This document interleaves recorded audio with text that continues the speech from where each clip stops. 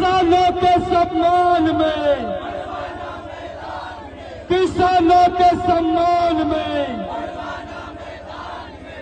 आप सबको विदित है कि हम लोगों ने खरीफ की फसल, जो हमारा आदिवासी विकासखंड है, जिसमें अधिकांश क्षेत्र में मात्र खरीफ की फसल बस होती है, मतलब गेहूं वगैरह नहीं होता है।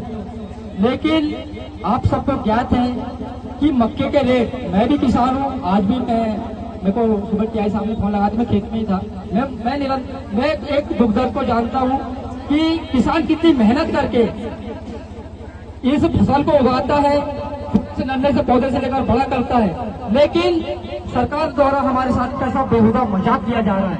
आपको पता है साथियों कि आज मक्का का रेट क्या चल रहा है? बताइए आप किसान भाई लोग, सब लोग हैं, सब किसान पुत्र लोग, क्या रेट चल रहा है? 1300-1400 रुपए। और एक बिस्लरी पानी की बोतल कितने की आती है? 20 रुपए की। मतलब हमारी औकात जो कारपोरेट घराने उससे भी कम है ना। ये भद्दा मजाक ये सरकार द्वारा हमारे साथ जो किया जा रहा है, जो छल कपट की जा रही है, इस अन्याय और अत्याचार के खिलाफ आवाज बुलंद करने का काम गढ़वाला कर रही है। तो मैं तमाम साथियों से निवेदन करूं, एक बार गढ़वाला के तमाम युवा साथियों को एक बार जोरदार तालियों से स्वागत करें। हमारे मामा क्या बोलते हैं? जोरदार अभिनंदन कीजिए। मक्का 1 क्विंटल, एक एकड़ में हम 550 क्विंटल उत्पादन करने वाली बीज को उत्पादन कर रहे हैं। है किसी के पास? है कि किसी के पास ऐसा कोई बीज है जिसमें 50 क्विंटल 1 एकड़ में निकालने का काम कर रहे हैं? है किसी के पास? हमारे मामा जी क्या बोलते हैं? जोरदार अभिनंदन कीजिए, ताली बजाइए जोरदार, जोरदार अभिनंदन कीजिए। हम ऐसे बीज को उत्पादन करेंगे 1 एकड़ में 50 क्विंटल तक हम अनाज उत्पन्न कर सकते हैं। बहुत मजाक है ना हमारे साथ। अरे मामा, सूरज मामा, हम आपको चैलेंज करते हैं, आइए हमारे साथ किसानी कीजिए और हमारे दुग्ध पीड़ा को समझिए।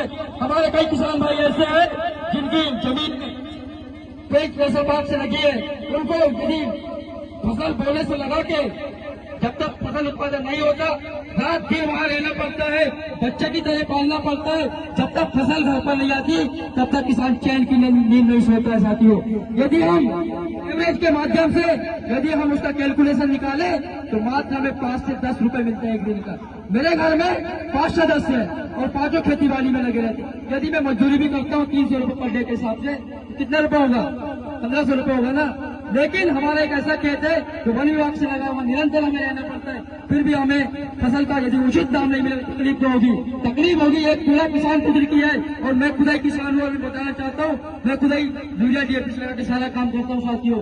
आज आपके दुग्ध पीड़ा का काम, दुग्ध पीड़ा को हम प्रशासन के समक्ष रखने का काम कर रहे हैं साथियों। इसलिए मैं तमाम ट्रैक्टर वाले, आपको लग रहा होगा कि जो भीड़ है, ये जो ट्रैक्टर है, हमने किसी का डीजल पेट्रोल है, किसी फंडी हो, ये दुग्ध किसान का है साथियों। ये स्वयं से एक बार सब पूरा ट्रैक्टर वाले में एक आवाज में हमारे लिए जहां तक पहुंचे इसीलिए मैं चाहूंगा तमाम ट्रैक्टर वाले भाइयों को एक बार जोरदार तालियों से स्वागत करें साथियों, क्योंकि वे किसान की कौम है, ये दुग्ध पीड़ा को समझते हैं और ये हमें अंधी बहरी और भूमि सरकार हमारा एकदम शोषण कर रही है साथियों। आप लोगों ने देखा कि हम यूरिया डीएपी के लिए हमें लगातार लाइन लगना पड़ा। सब लोग लगे थे लाइन, किसी को मिल गया था ऐसे?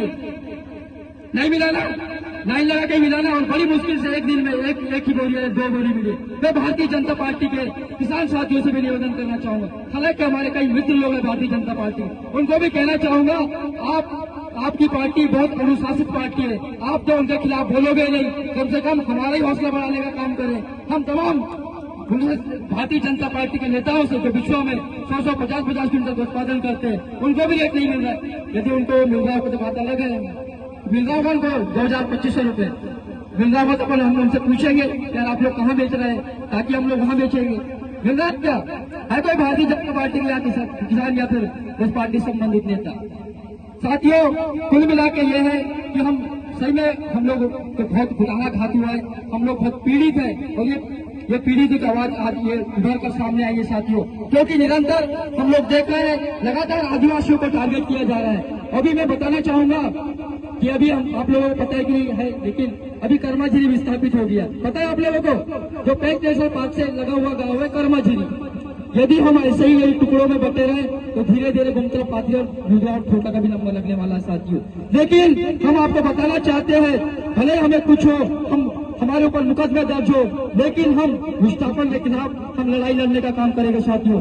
जैसे हम लोगों ने देखा, यहीं पर ही नहीं पूरे भारत देश के आदिवासी किसान भाइयों के साथ निरंतर अत्याचार हो रहा है। हम लोगों ने देखा अभी सिंगरौली में, आप लोग अपडेट होंगे या फिर नेशनल मीडिया वगैरह देखते हो, आपको पता है सिंगरौली में बहुत बड़ा प्लांट लगने वाला है। वहाँ आदिवासियों की जंगल जमीन को खत्म किया जा रहा है, और हमारे आदिवासी भाई यदि 2005 से पहले से यदि काबिज है और जोत रहे तो फॉरेस्ट का उनको नोटिस दिया जाता है कि आप जंगल खाली करिए, हम शेर पालेंगे, आपकी आवश्यकता नहीं है, आपसे ज्यादा हमें शेर महत्वपूर्ण है। साथियों, आपको बता देना चाहता हूँ, फॉरेस्ट आदिवासियों से ज्यादा चिंता फॉरेस्ट को शेरों की है साथियों।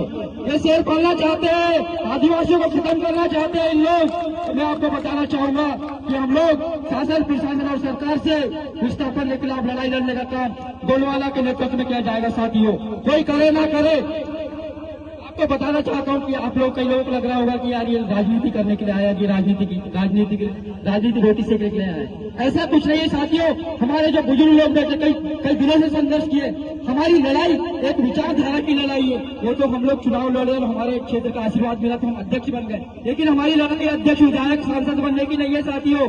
हमारी लड़ाई हमारे आदिवासी कौम को बचाने की लड़ाई है। हमारी लड़ाई आदिवासियों के जंगल जमीन को बचाने की लड़ाई है। हमारी लड़ाई आदिवासियों के विस्थापन को रोकने की लड़ाई है।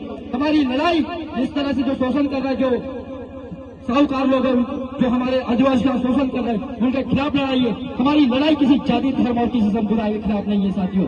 हमारी लड़ाई इस जो दबे कुचले कौन है उसके खिलाफ लड़ने की लड़ाई है साथियों। हम आपको बताना चाहते हैं, हमारा एक पटेल आदमी है अंकित उइके जी, वो बोल रहे थे यार, बोले मेरे मक्के रखे गाड़ी में, बोले 70 कट्टी रखे, बोले अपन साहब कैसे जा साहब के वहाँ डाल देंगे, बोले उनसे पूछेंगे क्या रेट मिल रहा है, बोले साहब प्रशासन कितना रेट देगा बोले। तो मैंने उनसे निवेदन किया कि सरकार से तो हमें कोई उम्मीद नहीं है, क्योंकि सरकार को यदि खरीदना रहता तो एमएसपी रेट, क्योंकि आप सबको पता होगा एमएसपी रेट के बारे में एक मिनिमम सपोर्ट प्राइस होता है जो सरकार खुद तय करती है। आप सभी को पता होगा हमारे देश के केंद्रीय मंत्री कौन है? शिवराज सिंह जी चौहान। क्या बोलते, मैं किसान पुत्र, आपका एमएसपी, मक्के का एमएसपी आपको पता होगा कितना है? मक्के का एमएसपी 2400 रुपए। मतलब शिवराज मामा फर्जी है या तो फिर अपन फर्जी है? अब सरकार खुदा ही घोषणा करते है, खुदा ही पीछे हटती है, या तो अपन फर्जी है तो सब शिवराज मामा पर। अरे फर्जी मामा मुर्दाबाद, मुर्दाबाद, मुर्दाबाद, फर्जी मामा मुर्दाबाद, मुर्दाबाद, मुर्दाबाद।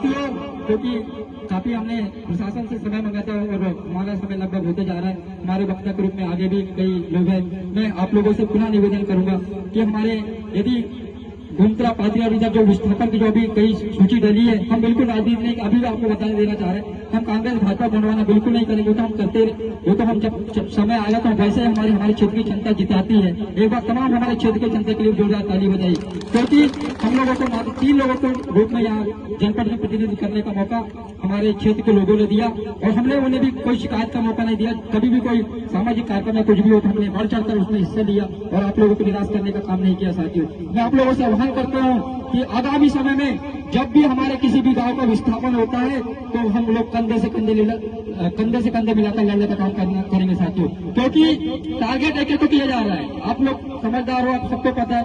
अभी सिर्फ कर्माझीरी को उठाए है ना, गुंत्रा, पात्री, छोटा और उधर दूधगांव, शिंदे सबका नंबर है, बता देना चाहता हूँ। यदि हम ऐसे ही टुकड़े में लड़े तो हमारी लड़ाई सार्थक नहीं होगी। इसलिए हम इस विस्थापन के खिलाफ और इस अंधी गहरी घूमी लंगड़ी सरकार के खिलाफ लड़ने का काम करेंगे साथियों।